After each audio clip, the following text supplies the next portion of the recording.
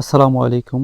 আমাদের গোয়ালকে পুনরায় আবার মেরামত করতে হচ্ছে। তার কারণ হচ্ছে এই গোয়ালটি করেছিলাম বিগত ৬ বছর আগে এবং এটার নিচে সম্পূর্ণ আলগা মাটি ছিল এবং বালু ছিল তার নিচে। আমার মনে হয় মাটিগুলো বসে যাওয়ার কারণে ফ্লোরটা এভাবে ফেটে গেছে এবং এটাকে মেরামত করতে হবে এবং যে উপরে এবং নিচে সর্ব সাইডে যে ময়লাগুলো আছে এগুলোকে পরিষ্কার করতে হবে। আবার ফ্লোর এবং চাইরাগুলোকে ঘষে মেজে সেটাকে আবার স্যানিটাইজ করতে হবে, কারণ আমরা কয়েকদিনের ভিতরে আমাদের সেটে নতুন করে সার বছর তুলব এবং এই সময় আছে শীতের সময় মোটামুটি এখন থেকে কিছুটা কম থাকার কারণে আমরা 6 থেকে 7 মাস মোটা তাজাকরণ করে আমরা এগুলোকে আবার কুরবানি পরে সেল করে থাকি। তো এই কাজগুলো আজকে আমাদেরকে করতে হবে ইনশাআল্লাহ। প্রথমে যে কাজটি হচ্ছে, এখানে ফ্লোরে একটি গর্ত রয়েছে আমাদের গোয়ালের পিছন দিকে। সেই গর্তটি হচ্ছে গত 3 বছর আগে আমরা যখন এখানে ষাঁড় লালন পালন করতাম এবং তার 1 বছর আগে আমরা এখানে গাভী পালন করেছিলাম এবং গাভী থেকে বাছুরকে সেপারেশন করার জন্য এখানে ভিতরে একটি কাঠের খুঁটি গেড়েছিলাম। সেই খুঁটিটি মোটামুটি পচে গেছে এবং আজকে সেটাকে উঠিয়ে ফেলে দিচ্ছি এবং এখানে যেটা দেখলাম যে এখানে প্রায় 18 ইঞ্চি বা 20 ইঞ্চির মতো গর্ত হয়ে রয়েছে এবং এখানে অবশ্যই ইটা, বালু, সিমেন্ট এবং খোয়া একত্রে মিক্স করে সেখানে দিতে হবে এবং পরিপূর্ণ হয়ে গেলে সেখানে এবং উপরে সিমেন্টের একটি প্রলেপ দিয়ে ঢেকে দিতে হবে।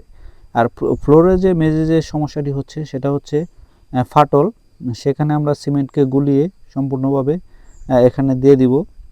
আসলে এর আগে আমি বলে রাখি, এর আগে কখনো আমি এটা বলে কাজ করিনি, এটা আমার পার্সোনাল থিওরি অনুযায়ী কাজ করতেছি এবং এখানে সিমেন্ট গুলিয়ে দিব এবং তারপর পরই সিমেন্টের বালুর একটা প্রলেপ উপরে আস্তর হিসেবে দিয়ে দিব। আমার মনে হয় এভাবে দিয়ে দিলে আল্লাহর রহমতে আর পরবর্তীতে কোনো সমস্যা হবে না। তো যাই হোক, আলহামদুলিল্লাহ।